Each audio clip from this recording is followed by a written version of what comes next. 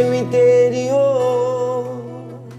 Em nome do Pai, do Filho e do Espírito Santo. Amém. Amém. Aproveitando que hoje é o dia do livro, eu quero começar essa reflexão fazendo a oração que está na página 78 do meu livro, 7 Passos para Restaurar a Sua Família, que é uma oração que nos leva a pedir justamente sabedoria em Deus para lidar com a gente mesmo, para lidar com os outros, para administrar ali com eficácia e êxito os nossos conflitos.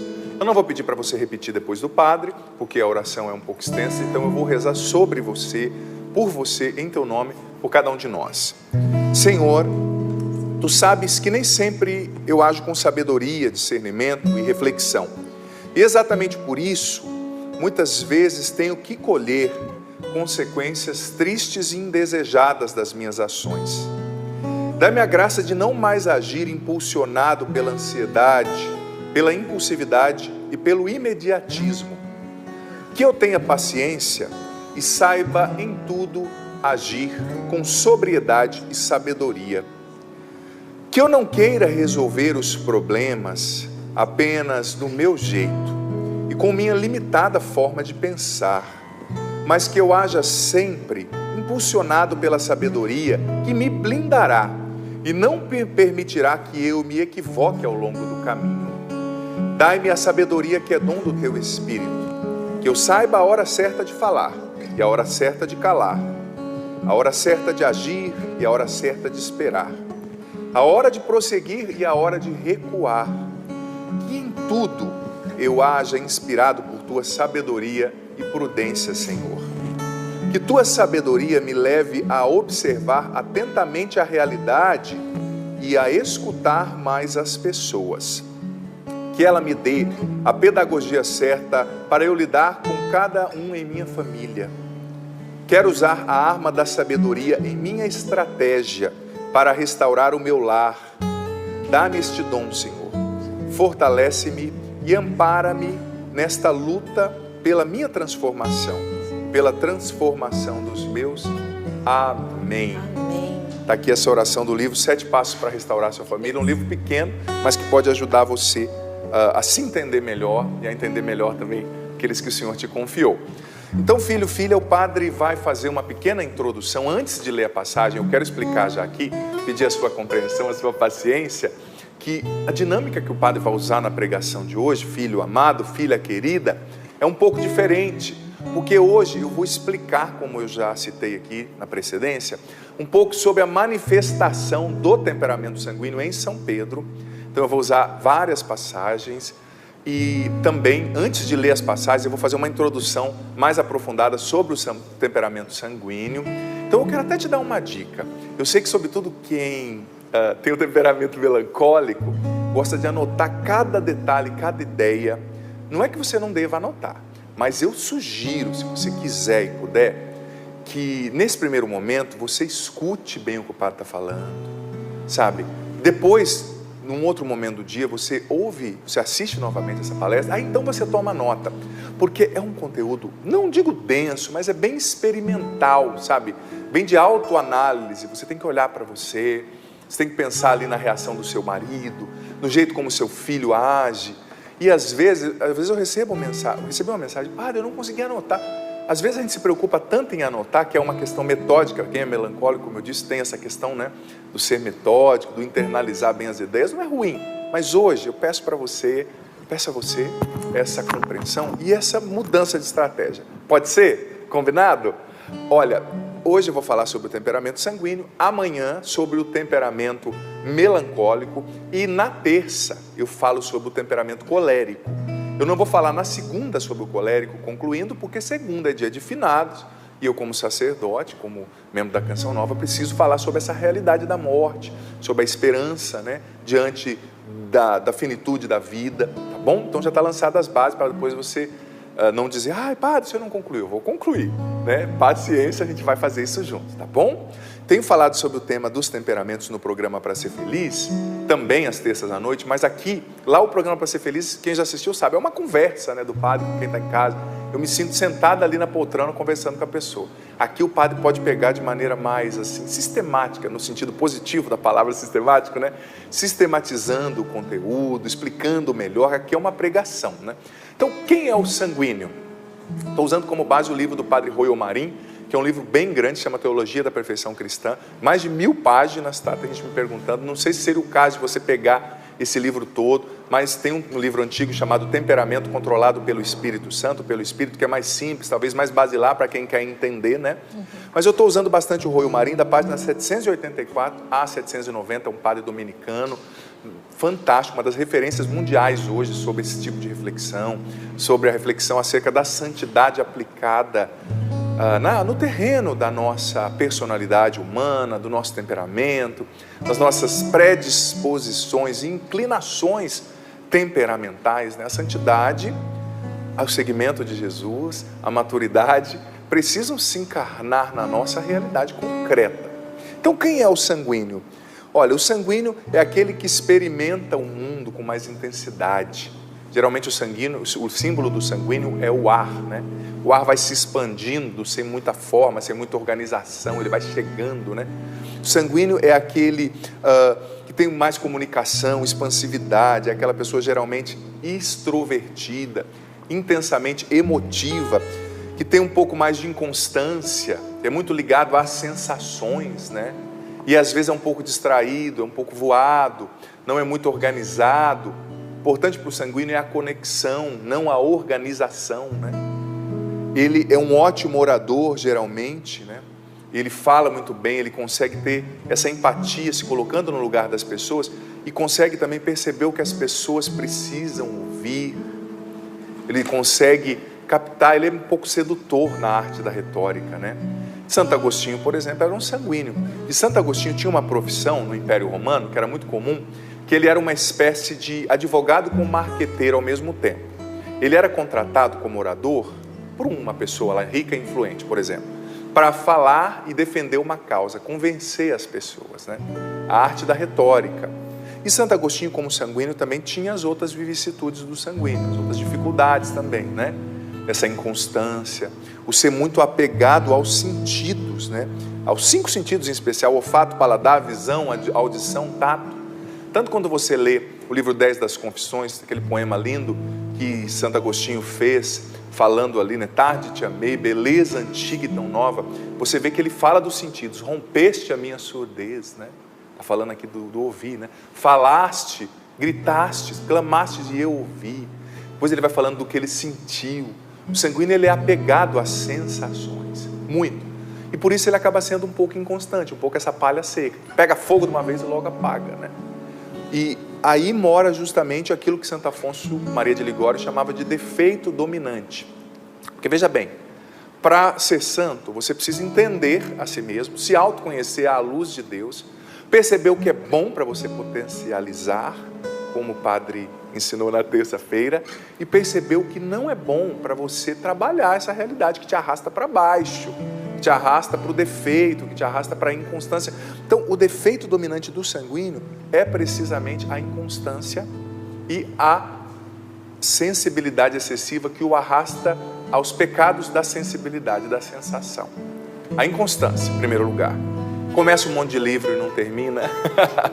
Na vida espiritual, como o sanguíneo é muito dado às sensações, ele corre o risco de ser muito borboletear, né, como diz o padre Marim, Royo Marim, de sensação em sensação. Ele vai rezar, a cabeça dele voa em 15 coisas ao mesmo tempo. Ele só quer rezar quando ele tem sensações. Ele se apega às vezes mais às consolações de Deus do que ao Deus da consolação, das consolações, né? Ele quer rezar quando ele sente, quando é muito emotivo, quando ele chora. Aí quando ele não tem sensação na missa, na oração, ele desanima, porque ele acha que ele está perdendo o tempo, ele é muito intenso. O sanguíneo, por exemplo, é aquele tipo de pessoa que não ama a namorada, se ele não trabalha. Eu estou falando aqui das inclinações naturais, se ele não educa, se ele não trabalha, né? Se ele não eleva pela oração, pela prática da virtude, pela mortificação dos sentidos, como desde a segunda eu tenho falado, Santo Tomás de Aquino ensina que a gente precisa, como uma prática de ascese, de crescimento rumo a Deus, mortificar às vezes os sentidos da gente, né? Ele corre o risco de não amar a namorada, o sanguíneo, mas amar as sensações que a namorada dá, a novidade, o arroubo emocional que a namorada dá. Então, se ele não trabalha, quando a namorada deixa de ser, se torna desinteressante, ou deixa de dar aquelas sensações, ele simplesmente larga e pega outra. Isso pode se aplicar também no casamento. Ah, padre, a minha esposa começou a se tornar desinteressante, porque ele é muito viciado em novidades, né? Então eu quero outra. Minha esposa já não causa em mim aquela sensação. Só que isso é muito infantil, né? Porque a vida da gente não pode ser baseada em sensações, ela tem que ser baseada em convicções. A fé é uma convicção, o casamento é uma convicção. Tudo bem, a minha esposa já não causa aquela novidade toda, já a conheço em todos os aspectos. A vida íntima nossa já está ficando monótona, mas aí que mora a virtude. O sanguíneo precisa aprender a roer o osso até o fim, a terminar o que ele começou, a não ser inconstante, borboleteando, né? De sensação em sensação. E pelo sanguíneo ser muito apegado às sensações. São Francisco Xavier era sanguíneo, Santo Agostinho, que eu falei, São Pedro, né? Ele é muito dado às sensações, então o sanguíneo é facilmente arrastado aos pecados sensitivos, da luxúria e da gula. Santo Agostinho, por exemplo, antes de se converter, era um homem devasso, com uma vida sexual na perversidade. Por quê? Porque o sanguíneo, ele é muita sensação, então ele sentiu aquele desejo sexual. Se ele não educa o temperamento, não vai desenvolvendo a virtude do autodomínio, da constância no que ele escolheu, seja o celibato ou o casamento, na hora que vem a sensação, ele se entrega. Aí ele trai, aí ele vai para a prostituição, aí ele cai nos pecados de índole sexual, que ele é levado, arrastado à luxúria com mais facilidade que o fleumático. Claro, existem pecados que são disposições temperamentais e existem pecados que são vícios, né? O fleumático pode adquirir o vício da impureza e aí vai se prendendo, né? Mas é que eu estou falando, filha, de disposições naturais, né? O sanguíneo, por ele ser muito externo, para fora, dominado por sensações, ele tem essa facilidade de se prender naquilo que são os pecados da carne, né? Que ele sente. O pecado da carne é um pecado sensitivo. O impulso da libido desordenada, da sexualidade desordenada, o impulso da gula. Ele muitas vezes, é interessante que o sanguíneo, quando ele tem uma conversão, ele até percebe que ele errou, que ele pecou, facilmente se arrepende, chora, faz o propósito de recomeçar, mas às vezes volta a sensação, ele cai de novo, se ele não eleva o temperamento pela virtude, pela mortificação, né? Porque ele é muito arrastado pelas emoções. Sabe aquela pessoa que ora está aqui, vai do riso ao pranto em 2 minutos, e sente tudo e expressa, só que ele é fogo de palha, ele sente tudo e esquece, facilmente, não fica nele, né? A inconstância é a sensualidade, os defeitos dominantes do sanguíneo, né? E ele precisa contrapor com virtudes que eu vou apresentar daqui a pouco. Porque o conhecimento dos temperamentos, dizia o padre Royo Marim, aplicado à vida espiritual, eles não podem ser um autoconhecimento somente de índole psicológica. Eu me conheço, eu conheço meu filho, para entender. Não, eles têm que ser um conhecimento aplicado ao crescimento na santidade, aplicado ao querer se tornar mais agradável a Deus e, consequentemente, se tornar mais maduro. Olha, eu tenho insistido nisso desde o meu primeiro livro, Construindo a Felicidade, que eu escrevi em 2011, que não existe felicidade sem maturidade. Pessoa feliz é a pessoa que aprendeu a amadurecer. Porque a pessoa que não é madura, ela vai depender de tantas coisas que não a deixarão ser feliz, não lhe darão permissão para ser livre e curtir os fragmentos que a vida apresenta, porque ela está sempre achando que está faltando algo, porque ela está sempre achando que a vida deve alguma coisa para ela, que as pessoas lhe devem, né?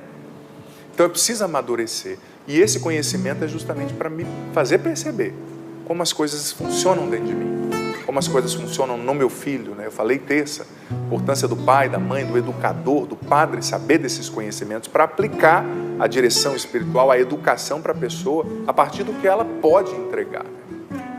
Então, qualidades do sanguíneo, presta atenção. O sanguíneo aprecia a vida em cada detalhe, ele é intenso, ele sente.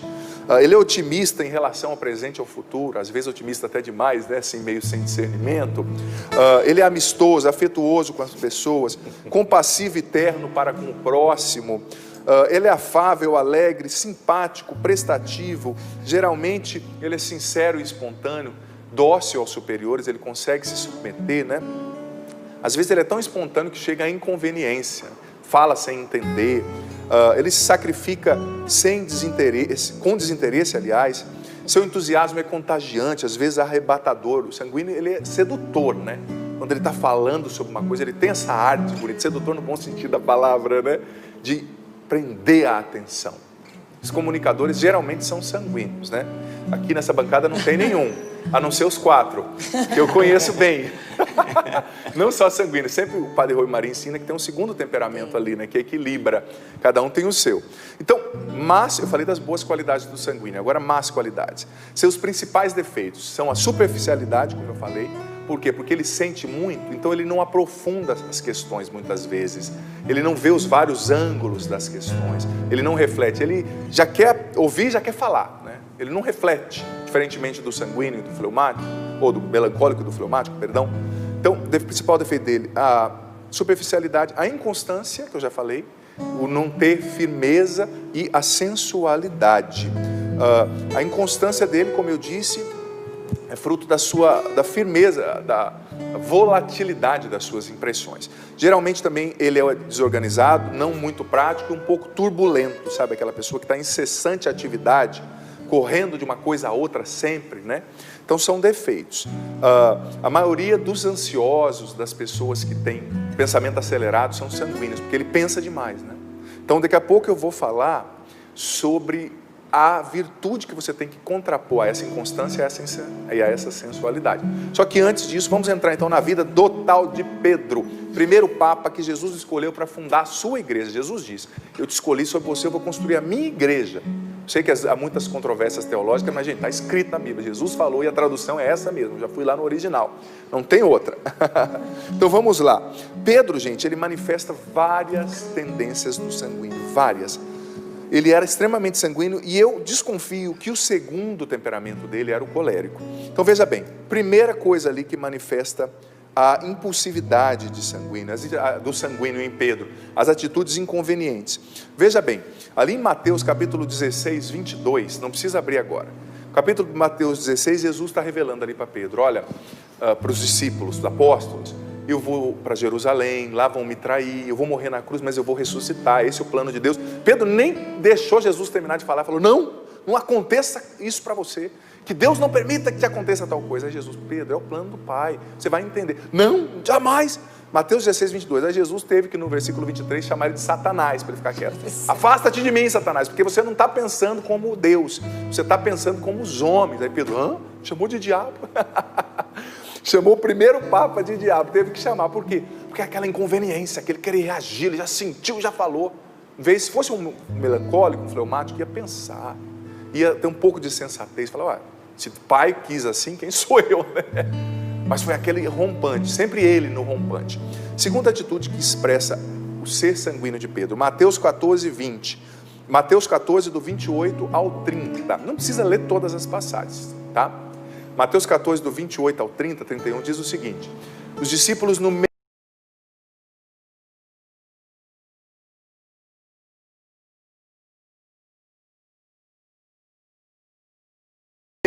de uma tempestade no mar da Galileia, sobre o barco quase afundando, aquela confusão, de repente Jesus aparece andando sobre as águas.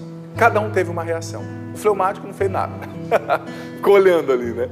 O melancólico refletindo no sentido de Jesus andando sobre as águas. O colérico já com raiva, por que não veio antes, né? E Pedro não pensou, se é você, me manda aí então sobre as águas, eu vou. Então vem Pedro, Jesus andando sobre as águas, Mateus aqui, do 14, do 28 ao 31. Aí Pedro já foi, já botou o pé na água, já foi, só que de repente o sanguíneo é assim, ele é impulsivo, só que de repente ele cai em si, né? Pedro foi, deu 3 passos, de repente olhou, estou andando sobre a água, está ventando, começou a afundar. E gritou, Jesus, salva-me. Jesus foi correndo, né? Falou, ei, sanguíneo. Levantou Pedro, né? Falou, vem aqui, rapaz, calma. Mas é a impulsividade, né? É próprio do sanguíneo. É como o sanguíneo, geralmente, se o padre na paróquia chama ele, você pode assumir a pastoral? Claro, padre. Não pensa se vai ter tempo, não pensa se tem as aptidões. Aí na hora da reunião de preparação ele fala, ai padre, eu não tenho condição. Mas por que você não disse, criatura? Não, ele não pensa, ele faz, né? Então é uma inclinação natural, mas precisa ser educada pela oração, pela mortificação e pela virtude, a prudência, a reflexão, a sabedoria, porque senão a pessoa se coloca em muita enrascada, não sabe dizer não, sabe? E vai se acumulando funções, e prejudica a si mesmo, a própria família, né? Então tem que ter sabedoria, que nós rezamos aqui no começo com o livro 7 Passos para Restaurar a Sua Família. Terceira realidade que manifesta o ser sanguíneo de Pedro. Mateus 15:15. Jesus estava ensinando uma parábola. Jesus, Malemar, tinha acabado de falar da parábola. Pedro já disse. Então Pedro pediu-lhe: explica-nos a parábola. Gente, Jesus tinha acabado de falar uma parábola. Mateus 15:15. O melancólico estava refletindo, o fleumático estava observando, o colérico já pensando o que ele ia fazer a partir daquela parábola. E Pedro: explica-nos a parábola. Acho que Jesus deve ter pensado: meu filho, pensa um pouquinho, reflete, respira. Você já percebeu que tem pessoas que você está falando com ela? Eu tenho um pouco do temperamento sanguíneo, mas graças a Deus eu sou muito centrado. E eu tenho uma dificuldade quando eu percebo que eu estou falando com a pessoa, ela não me ouve, porque ela não consegue oxigenar o cérebro. Às vezes você manda uma mensagem perguntando uma coisa para a pessoa fala 15 coisas ao mesmo tempo, com prolixidade, né, falando, e não responde. Eu confesso que aí eu tenho que exercer a virtude da paciência, da caridade, porque olha, o sangue sobe. Fala: criatura, fala o que você quer dizer, ou não fala, né? Mas é isso, explica-nos a parábola. Jesus depois foi explicar, mas com certeza Jesus falou: meu filho, cultiva a interioridade. Com certeza Jesus deve ter falado: Pedro, reflete. Eu gosto tanto de um poema do Drummond de Andrade, no qual ele fala: convive com os seus poemas antes de publicá-los, não é? Convive com as suas ideias antes de falar sobre elas. Convive com as suas conclusões antes de dogmatizá-las, apresentá-las como uma verdade absoluta. Isso às vezes falta no sanguíneo, né? Quarta realidade que mostra ali o ser sanguíneo de Pedro. Em João, capítulo 13, versículo do 36 ao 38, como sanguíneo, Jesus já falou: olha, novamente, eu vou ser entregue, eu vou para Jerusalém, vão me matar, vão me crucificar. Como sanguíneo, Pedro já respondeu: eu vou dar minha vida por você, eu vou estar lá. Jesus olhou: hoje, antes que o galo cante 3 vezes, você vai me negar. Não que Jesus estivesse desmerecendo Pedro, desacreditando, mas Jesus disse: Pedro, eu sei quem você é, filho, eu sei dessa disposição temperamental que ainda não está educada e elevada pela virtude. Eu sei que você sai do norte para o sul, do riso para o pranto, do sol para a lua em segundos. Então, ainda você está frágil, Pedro. E hoje você vai me negar. Pusilanimidade, né? A alma pequena que não consegue ser firme em ideais grandes, magnânimos, né? Então, quinta desculpa, que mostra o ser sanguíneo de Pedro. Mateus 16:16. Jesus estava falando, né? Perguntando: quem as pessoas dizem que eu sou? Aí uns respondiam: alguns dizem que você é Elias, Jesus. Outros dizem que você é João Batista que voltou. E vocês, quem dizem que eu sou? Pedro já respondeu na hora. Mateus 16:16. Tu és o Cristo, Filho do Deus vivo. Isso mostra o quê? Que o sanguíneo, por ele ser muito sensitivo, se ele se educa para ouvir a Deus, ele vai ouvir com muita facilidade Deus falando na sua intuição, nas suas sensações. O fleumático estava pensando: o que será que Jesus quer que eu responda, né? O melancólico refletindo sobre o sentido do Filho do Homem na terra. E Pedro, já aberto às suas sensações, à sua intuição de sanguíneo, já disse: tu és o Filho do Homem. E Jesus: tu és o Filho de Deus, o Cristo, né? E Jesus disse: Pedro, foi o Pai que te revelou isso. Mas por que revelou? Porque ali Pedro colocou o ser sanguíneo dele a serviço da graça, subordinado, submetido ao Espírito Santo. E como o Espírito Santo quer usar das nossas aptidões, o Espírito Santo usou desse ser intuitivo, sensitivo de Pedro, para que Pedro revelasse uma verdade ali do céu, né? Sexta realidade que prova, que mostra, né, manifesta o ser sanguíneo de Pedro. Pedro era um ótimo orador. Atos dos Apóstolos, capítulo 2, versículo do 14 a 41, mostra que em uma pregação, depois, claro, de ter recebido o Espírito Santo, ele converteu 3.000 pessoas. Ali no cenáculo em Jerusalém, mas, venhamos e convenhamos, não tinha meio de comunicação, não tinha microfone. Imagina a eloquência de um homem a viva voz falando e 3.000 pessoas aceitando ali direto o que ele estava falando. Claro, ação do Espírito Santo, mas o Espírito Santo age a partir das nossas aptidões humanas, né? A partir daquilo que a gente tem a entregar, a oferecer. Sétima realidade que mostra ali o ser sanguíneo de Pedro e mostra a intenção de Deus de trabalhar na gente. Olha, Deus, Jesus, amou Pedro, escolheu Pedro e aceitou Pedro do jeito que ele era, com o seu ser sanguíneo, com a sua impulsividade, com as suas fraquezas de caráter. Esse conteúdo não é para você se culpar e ficar remoendo: eu sou assim, sou ruim, não. Deus aceita você do jeito que você é, mas Deus não quer que você permaneça do jeito que você está. Ele quer te fazer melhor, Ele quer te fazer mais feliz, mais maduro, mais sábio, mais forte nele. Você pode, olha só, Mateus 16, 18. Depois que Pedro teve esse rompante, se deixou usar pelo Espírito Santo, dizendo: tu és o Cristo, o Filho de Deus vivo. Olha o que Jesus disse: por isso eu te digo, tu és Pedro, e sobre essa pedra eu edificarei a minha igreja. Pedro é o primeiro papa, e a primeira igreja que Jesus fundou começou ali com Pedro, né? A igreja que permanece até hoje. As forças do inferno não poderão vencê-la. Gente, está escrito na Bíblia.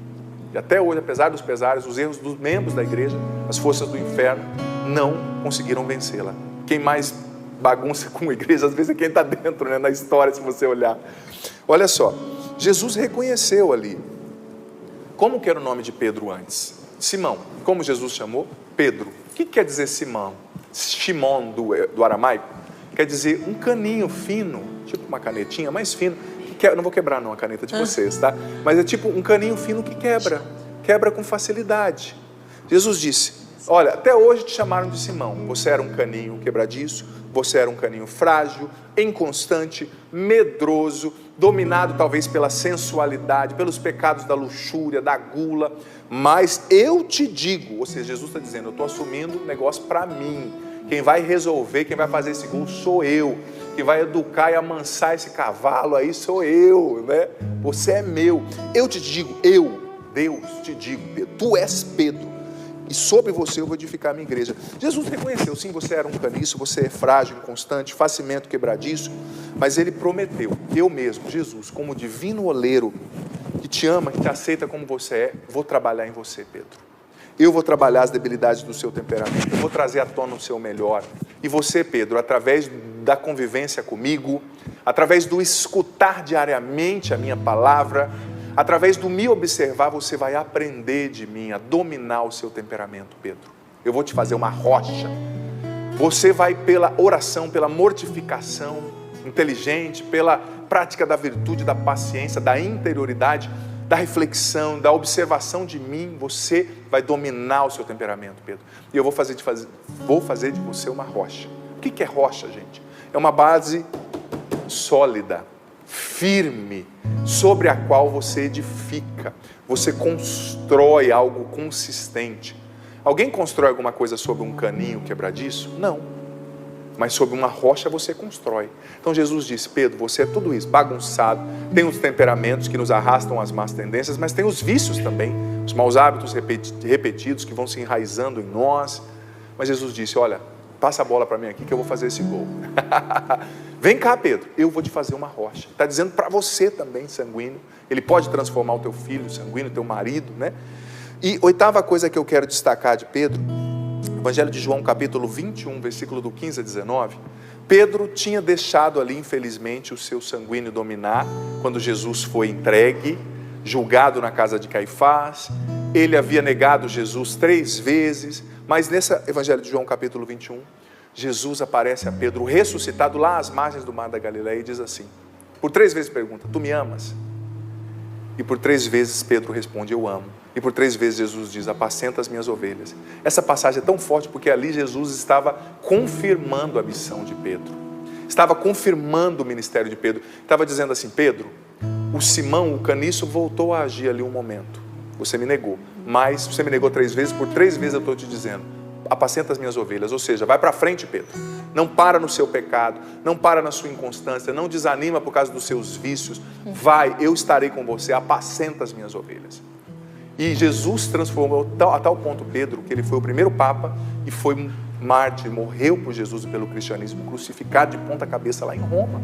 Olha a transformação de um homem inconstante, um homem volátil, um homem pusilânime, fraco de alma, pequeno de alma, num mártir forte que falou: eu vou ficar até o fim, eu vou roer o osso até o fim. Olha só que coisa linda, a obra da graça de Deus transformando uma pessoa. Deus não escolhe pessoas perfeitas, Deus escolhe pessoas disponíveis, sabe? Seja disponível, deixe o Espírito Santo trabalhar no seu temperamento. O Espírito Santo pode tirar uma obra-prima desta rocha bruta que muitas vezes somos eu e você, sabe? Então veja bem, falando da educação do sanguíneo, Como que o sanguíneo deve combater o seu defeito dominante, da sensualidade, da inconstância, do ficar borboleteando de sensações em sensações, começando um monte de coisa sem terminar? O sanguíneo precisa trabalhar a constância e precisa de vida interior. Sanguíneo precisa meditar. Como que Santo Agostinho venceu as tendências do temperamento dispersivo dele? Através da meditação. E para o sanguíneo é difícil meditar, porque a gente é viciado em novidade, em sensação, no que está fora, a gente é muito externo. Mas o sanguíneo precisa, através da virtude, que vai custar no começo, cultivar a vida interior, cultivar meditação, o hábito da meditação, da ponderação, do refletir antes de dizer, aprende antes de falar. Como dizia Drummond de Andrade, convive com teus poemas antes de os publicar. Sabe, eu tento, quando eu escrevo um livro, eu já não gosto de mandar para a editora no primeiro momento. Eu deixo ele descansar, minha literatura precisa descansar. Encontrar um novo eco depois na minha mente, nas minhas emoções, na minha sensibilidade, a partir de uma nova leitura que eu faço posteriormente, né? Então o sanguíneo, ele precisa cultivar reflexão, vida interior, meditação. Sobretudo você que está sofrendo com ansiedade, você que está sofrendo com síndrome do pensamento acelerado, com insônia, você que dorme e não descansa, que tem essa tendência sanguínea de querer abraçar o mundo, dizer sim para um monte de coisa que você não é capaz. Para. Hoje, comece a meditar hoje. Tem tantas meditações que são fantásticas. O cristianismo, gente, é quase que, no Ocidente, é o berço da meditação, a cultura de meditação. A gente vai abrindo mão das coisas que são nossas porque a gente acha que não é de Deus. É preciso meditar no mistério. Pega lá um mistério da vida de Jesus e fica por 10 minutos pensando naquilo, focando o seu pensamento naquilo. É claro que na meditação, um momento ou outro você vai se distrair. A mente é uma máquina de pensar, mas reconhece o pensamento, a distração e volta do foco ali, meditando o mistério da vida de Jesus. Hoje em dia, existem alguns especialistas de Harvard que têm provado cientificamente o poder do mindfulness, por exemplo, que é uma prática que não é religiosa, não é transcendental, é meditação com comprovação científica, que é você estar presente. O que é o mindfulness? É você estar presente no momento. Você já percebeu que às vezes a Paula pode estar aqui em 15 lugares ao mesmo tempo? Nossa, meu Deus, o que eu tenho que fazer amanhã? A Poliana não tomou café. O Felipe me pediu isso. Nossa, eu tenho que pagar aquilo no banco. Calma, esteja aqui. Às vezes eu digo para mim mesmo, Padre Adriano, você está aqui. Sabe? Eu não sou tão dispersivo não, mas às vezes eu digo para mim mesmo, você está aqui. Sabe? Então, o mindfulness, por exemplo, tem comprovação científica, gente. Não tem nada religioso, não tem nada de nova era por trás. É uma prática de meditação com comprovação científica. E tem um artigo de Harvard que mostra que o mindfulness tem efeito mais positivo a longo prazo contra a insônia e a ansiedade do que os próprios remédios. Porque o remédio você está atingindo o sintoma. No mindfulness você está mudando o problema e resolvendo a longo prazo. Você está aprendendo a, num momento do dia, fazer a sua cabeça parar, respirar, meditar. Sobretudo nós que somos cristãos, nós temos um patrimônio belíssimo. São João da Cruz, mestre de meditação. Santo Agostinho, Santa Teresa d'Ávila. Pega o mistério da vida de Jesus. No texto era suposto nós fazermos isso, né? Mas a gente reza Ave Maria atropelado. Pega ali o nascimento de Jesus. Imagina, eu já falei isso aqui esses dias atrás. Imagina Jesus ali na manjedoura, sentados, os animaizinhos do lado, Maria o admirando, São José ali com aquela postura de homem, de pai, olhando. Imagina o rosto do menino Jesus, angelical. Imagina Maria sem entender muito bem, mas sabendo que Deus tinha dado para ela o seu próprio filho. Olhando com aquele amor, aquela ternura de Maria. Eu sou apaixonado por Nossa Senhora, meu Deus. Olha, o dia que eu morrer, Nossa Senhora, a senhora vem primeiro me buscar, me chamar, porque eu acho que eu vou dar um abraço que eu não vou querer largar mais. Imagina, se coloca ali, a cabeça vai te chamar para muitos lados? Vai, mas treina o foco, a atenção. Mais uma vez eu digo, isso é científico, isso faz parte da tradição cristã. Os monges do deserto, dos séculos 3, 4 até o 7 principalmente, eles eram homens de meditação, eles tinham um princípio. Manter a mão ocupada com o trabalho e a mente pensando nas coisas do céu. Então eles sempre estavam repetindo uma frase bíblica, repetindo: Jesus, Filho do Deus Salvador, tem piedade de mim que sou pecador. Jesus, Filho do Deus Salvador, tem piedade de mim que sou pecador. Ou eles estavam repetindo, tudo posso naquele que me fortalece. Mas não só repetindo com a boca, porque às vezes a boca fala uma coisa, a cabeça fala outra, a sensação fala outra. Gente, essa multifuncionalidade, essa divisão interior faz mal para o nosso cérebro, para a nossa saúde ao longo do tempo, não funciona.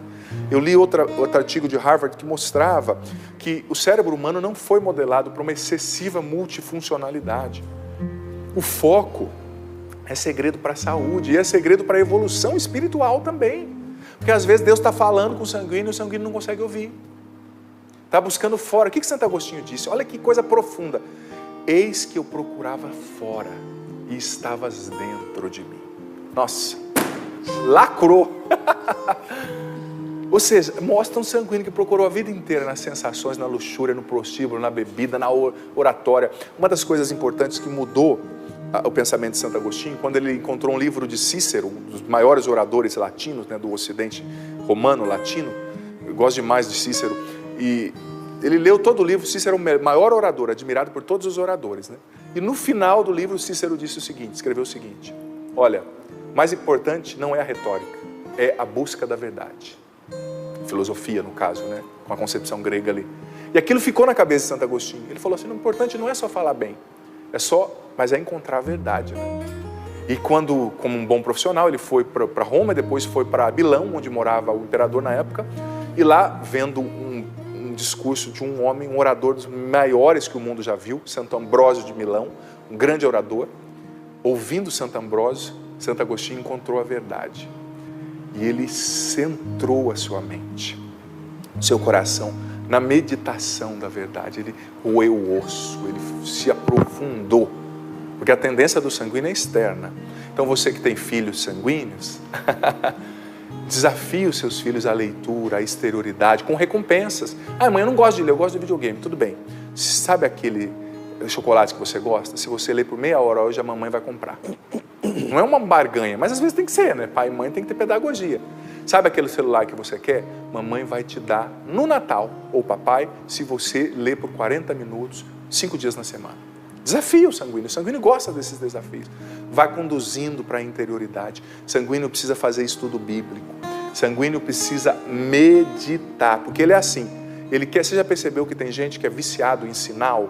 Aí, padre, reza por mim, fala o que Deus está me falando. Deus já te falou 15 vezes. Você não precisa mais ouvir uma palavra de Deus, você precisa meditar nas que Ele já te disse.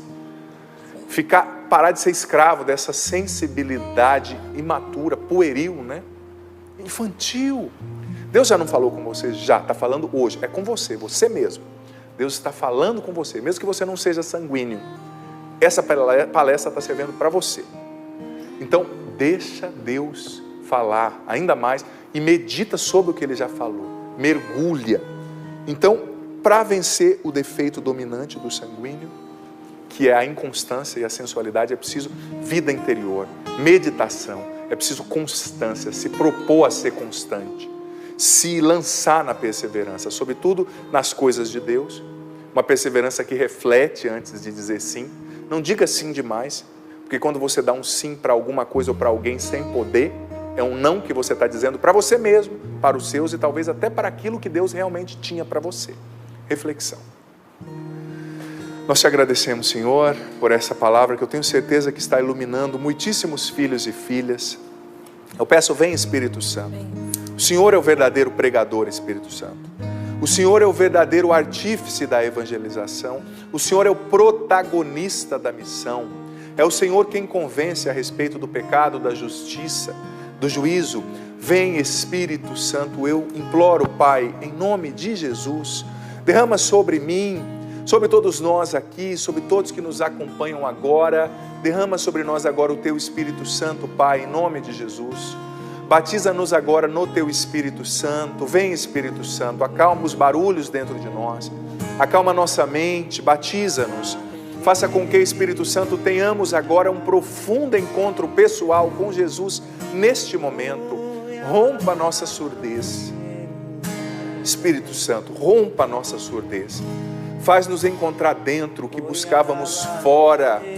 Faz-nos cheirar, Deus, sentir, tocar e levar para dentro com reflexão. Dá-nos o dom da perseverança, da constância, da meditação. Acalma nossa mente. Liberta-nos da escravidão dos sentidos, da inconstância das sensações imaturas. Vem, Espírito Santo, educa o nosso temperamento, eleva-nos das nossas fragilidades e inconstâncias. Vem, Espírito de Deus, batiza-nos agora. Vem sobre os sanguíneos, libertando-os da sensualidade, da luxúria, da gula. Liberta aqueles também que caíram no pecado da luxúria, da perversão sexual por vício, Espírito Santo. Liberta-nos da inconstância, da pusilanimidade, Espírito Santo. Vem sobre nós, convença-nos agora, dá-nos a compreensão intensa de tudo que ouvimos aqui, batiza-nos, cura o nosso coração ferido, pelas vezes que fomos consentindo aos nossos maus hábitos, cedendo às fragilidades do nosso temperamento. Nós queremos ser santos, Espírito Santo, assim como Santo Agostinho, São Francisco Xavier, São Pedro. Nós queremos vencer nossas más tendências. Educa-nos, que nós sejamos virtuosos e que nós saibamos contrapor o nosso defeito dominante, a fraqueza do nosso temperamento com a virtude contrária ao defeito dominante. Vem, Espírito Santo, leva-nos à oração, à mortificação, à prática da virtude em cada coisa. Batiza-nos, que todos agora compreendam profundamente, Espírito Santo, tudo que foi falado aqui.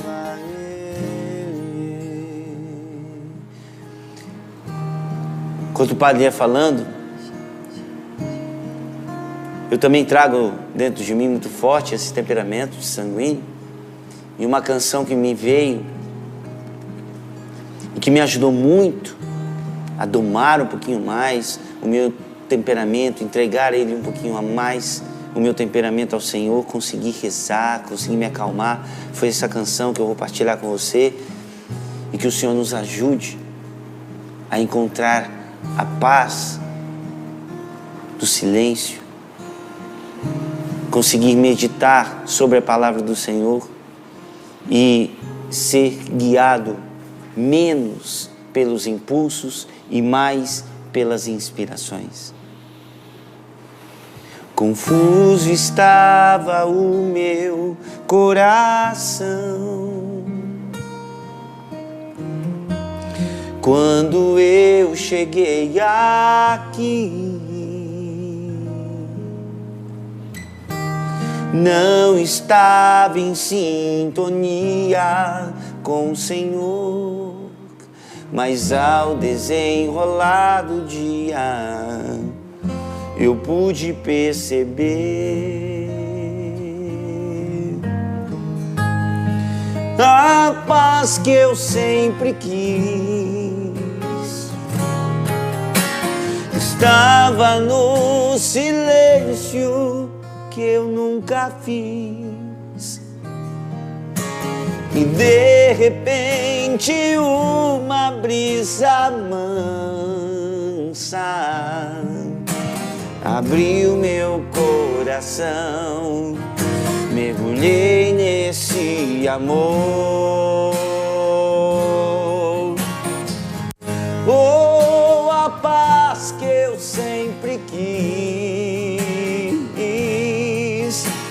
estava no silêncio que eu nunca fiz, e de repente uma brisa mansa abriu meu coração, mergulhei nesse amor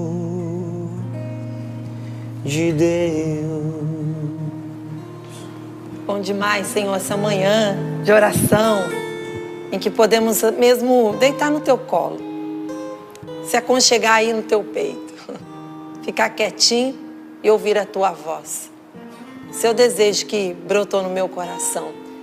Para muitos sanguíneos aí, assim como nós, comunicadores, temos forte isso dentro de nós. Foi um presente a meditação de hoje, a partilha da palavra e a graça do Espírito Santo, né?